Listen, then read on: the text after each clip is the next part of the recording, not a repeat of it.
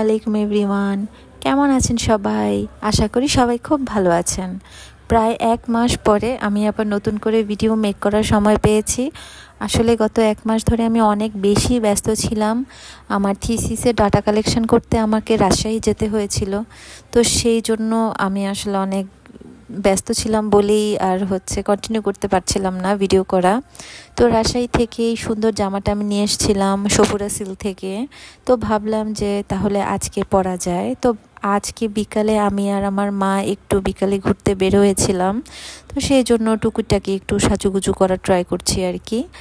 তো গোসল টোসল নিয়ে তারপরে একটু যতটুকু সম্ভব নিজেকে প্রেজেন্টেবল করে বের হব।